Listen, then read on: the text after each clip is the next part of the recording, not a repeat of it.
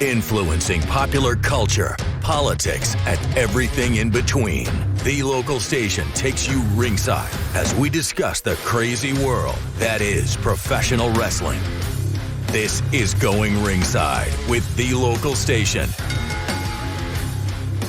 Hello there. Thank you for joining us for this episode of Going Ringside. I'm your host, Scott Johnson. We got a big guest this week. But before we get to it, let's put it on the screen. As always, we need you to subscribe to our brand new YouTube channel, youtube.com/@GoingRingside. Go find it. You may be watching the show right now on it. Click that subscribe button. We need your help to bring you the big stars like we are today. The guy you maybe knew as Jinder Mahal up until a few months ago is with us. He's now going by Raj Dhesi. Massive star, former world champ, facing off with The Rock, doing it all, now on his own post-WWE. We're watching to see where the world takes him, but I was really excited to catch up with him. I didn't realize, by the way, see how big of a guy he is? Just a big guy. And it's not a surprise he was a world champ. Beloved all over the globe, really. But now reinventing himself by going by Raj Dhesi. But frankly, a lot of people just know him as Jinder Mahal. I know I did. So I want to get right to it. And right after this, we're going to be joined again by friend of the show, Desiree Josen with the Chutes and Ladders podcast to talk a little about his career, his impact on the industry. But let's get to it. Here is Raj Dhesi, or maybe you know him a little better, Jinder Mahal. We are here with Raj Dhesi. You knew him as Jinder Mahal back in the day, but we're going to talk about what you're doing now, sir. How has life been going for you? Yeah, it's been great. Just on the independent circuit, enjoying myself, enjoying picking my own schedule, wrestling where I want to wrestle. Everyone I'm talking to is a little healthier now than they were when they were actively wrestling. Do you feel better? You know what? I had a great time in WWE. I was healthy there. I felt great. I was young, so I could handle the schedule, but I'll be turning 39 soon. Getting married next month. So I'm at a point in my life where I don't mind a little bit of an easier schedule, but when I was young, I loved hitting the road. I loved the grind, loved performing every night, and like our schedule at that time in WWE, it's way different than what it is now. Like just doing all those house shows and really perfecting my craft as a wrestler, getting to apply my art every night, like a majority of nights of the year. It was an amazing time in my life. Any feuds that stand out in your mind, angles, matches? Yeah.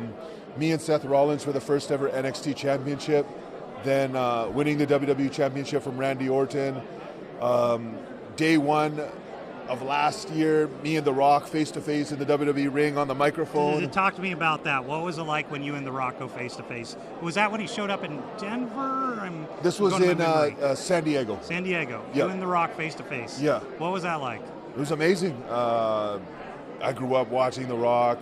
Actually, the very first day that I went to wrestling class, training, I had The Rock's t-shirt on and I grew his sideburns. So, like a full circle moment to be face-to-face with The Rock. And I really think that I held my own pretty good against The Rock on the microphone. You did? Yeah. Was he cool to work with at the time? Very, very cool, very easy, very giving. Rock is a very, very special performer, very special person. Talk to me about working with Randy. Yeah. What was Randy like in the ring and backstage? Amazing. I rank Randy probably in my opinion, the greatest of all time. Really? Yes. Everything from his entire body of work, everything, his presence, his ring ability, his timing. Like Randy, if Randy tried, everybody's screwed. That's Randy, like just being like no stress Randy. Like if Randy really, really gave, I'm not saying he doesn't try, but Randy is just so naturally gifted. Like he's incredible. How about Seth? You had that feud. You were still NXT at that point? I was actually on the main roster, but okay. I went to NXT to, it wasn't much of a feud. I think we had 2 matches. It was a tournament for the first ever NXT championship. Was he relatively new at that point? Or? Yes, he was brand new, yes. Okay. Yeah, he was brand new. I was still brand new to the main roster too. I hadn't done anything meaningful yet. Did you notice anything special about him at the time? Yes, yeah. I actually remember the first day Seth came to FCW. So we were in the middle of training. We were doing man in the middle drill with Dr. Tom Pritchard in the main FCW arena. Okay. And Colby, Seth walked in and was like, hey, I was told I was supposed to be here. And Dr. Tom was like, nobody told us that you're supposed to come. He's like, Johnny Ace told me to show up today. And he's like, you want to get in the ring? He's like, yeah, sure. So he just gets in the ring with us and does the practice. And I had obviously known who he was, Tyler Black from Ring of Honor, a Ring of Honor world champion. So I already knew who he was. And he's another one of those guys that's like world class, next level guy, next level talent. So now that you have more time, and congratulations on getting married, by the way. Thank you. Are you going to travel more? Are you going to do indies? Do you know? Yeah, I travel quite a bit. I was recently wrestling in India. Actually, I'll tell you. I'm going to interrupt. Yeah, How do you do in India? Like, because WWE's become so international. How do you do in places like that? Very, very well. Really? Yeah, amazing. So much love in India. From even like if I go out in India or like walk the streets, like it's love. I get so much love in India. They just respect wrestling so much, and WWE was so big in India for so many years. Now it's a little bit different with Netflix, but I think over time that audience will build back up on Netflix. What do you mean different Netflix? Harder for people in India to see it? Yes, yeah, exactly, yeah. Before it was on Sony Television, it was played like multiple times throughout the week. Like really anytime you turn on TV, WWE would be on. Because Sony has multiple channels, but now everything's on Netflix. And just India's a bit of a different market. It's a developing country, not a lot of the wrestling fans. Is that your heritage? Yes, Okay, just making sure. Yeah, exactly. So, but the change on Netflix, but at that time on Sony, like millions and millions of people watch wrestling every week in India. All the WWE wrestlers are like very well known in India. If you could have a match with someone you faced before or someone you've never faced, anyone in mind? Rock. We gotta do Rock. You want to face The Rock? Yeah, we gotta do The Rock. So if The Rock sees us somehow. Yeah, of course. And I do want to ask, I've been asking a few people, I want to get your idea. Do you have a Mount Rushmore of wrestling? Yeah, of course. Who? So, I mean, it changes depending on what day you ask me, but today, this is all wrestling all time. All wrestling all time. Okay.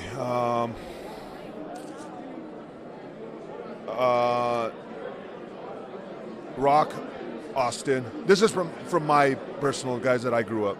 Rock, Austin, Bret Hart, Cena. Really? Yeah. And you think those four do it? And final question, what was Vince like as a boss? To me, always good. Business was business, always. He's got drama. I don't want to ask about that. I want to know him as the boss. Yeah, exactly. Those are, aside from his personal issues, Vince is all about business. Yeah. He runs that business, and he makes that business his priority. And when you're doing business, he's there for you. And obviously, when you're not doing business, he's going to be hard on you. In my experience, he changed my life, not only my life, many wrestlers' lives. He created this whole industry. I'm talking about Vince as the boss. To me, always very good. And I would just straight up business. Always was business. There's been talk he might start a new business. Do you think a lot of people who work for him would be inclined to be interested in working for him again? Again, if the dollars and the cents make sense, then it makes sense, yeah. Well, Raj Dhesi, and depending on what avenue of entertainment, because now it's very vague. It could be movies, it could be television, could be wrestling. I don't know. Let's see what happens. But I think first off, he has to clear himself of all the issues that he's dealing with right now. Exactly. Before anything can happen. Raj Dhesi, thank you so much for joining us on the show today. And where can people follow you so they can keep track of what's going on in your world? At Raj the Maharaja on Instagram and Twitter. Thank you so much for joining us. So now let's talk about Raj Dhesi. We're joined by friend of the show, Desiree Joseph with the Chutes and Ladders podcast. Desiree, thanks for joining us again. Thanks for having me. So we're going to go back and forth. Yeah. We're not under his constraints. We may call him Jinder Mahal a time or two. That's how I know him. That's how you know him. I was kind of surprised he was one of the ones let go a few months ago because he's been such a big name there for so long. Yeah. And the fact, just like a year ago, he was wrestling Seth for the title, had a big segment with The Rock, and then all of a sudden, he's gone. Are you surprised that happens? And let me back up, because you were at the same venue where I saw him, Riverside Wrestling Con. He's a big man. Yeah, I didn't realize how big he was. He's very athletic, but he's, 6'5"? Yeah. Potentially? I was dwarfed next to him. He's a monster, but very nice. Oh, he was very nice. Yeah. I knew a lot of the guys at the convention. I'd never met him. Yeah. And I was, wow, he's shockingly very nice I think guy. that was the first time he was here, too. Yeah. Yeah. So let's talk about just the fact that you say he's feuding with Seth. He's a former world champ. Yeah. And just let go. And that's the same way with his title reign. We didn't see it coming with him beating Randy Orton back in 2017. And then after he loses it to AJ, he's gone again. He does very well internationally. Yeah. I think international fans He's like huge. Yeah. He was telling me also The Rock. I mean, a face-off with The Rock is currency for even top wrestlers, is it not? I think that's the goal, Yeah. is him and Steve Austin. Yeah, really, yeah. Yeah. So I remember when Dave LaGreca on Busted Open and The Rock goes off on him, and I remember Bully Ray saying, if you think this looks bad for Dave, you don't understand how this business works. Yeah. A face-off with The Rock, no matter what happens, is massively important to your career. I think it's huge because The Rock is synonymous with wrestling, WWE. I feel like any kind of interaction with The Rock will skyrocket anyone's career. So Jinder Mahal, I'm assuming, Raj Dhesi, Yeah. I'm assuming can go wherever he wants. He's got the name recognition. He could do indie. He could be top at any indie show in the world. Yeah. I could see other organizations looking at him. I could see Absolutely. WWE looking at him again. I don't see why not. They released him and brought him back again, so why not? What would you say? Would you say he's got a long future? I mean, he's been doing it a long time now. I know, because he debuted back in 2010, but he's still young. He's still in his mid-30s and in fantastic shape. You know, a lot of people go longer nowadays. Yeah. Like AJ Styles, for Yep. instance. I think it's because they're learning how to rehab and take care of themselves. The schedule is different. Not like the 80s and 90s. No, where when they guys- run you like 300 days a year. No, Yeah. they believe in taking care of themselves now. And do you think people will always just refer to him as Jinder Mahal wherever he goes for the rest of his life? Yes, because I still do. Even Yeah. though I know he's going to go by a different name potentially, he's still Jinder to me. So if he, hypothetically, and I don't like playing hypotheticals, but if he went to, say, AEW, could you see chants, signs, whatever, that are going to wind up on AEW the same way we see with Moxley, Bryan Danielson to a point, although his name's kind of similar? Yeah, I mean, we can't help it as fans to not think of them from their old persona. So that's expected anywhere. I've never understood, I kind of do, like, Cody Rhodes is so blessed. Wherever he goes, he's Cody Rhodes. Yeah.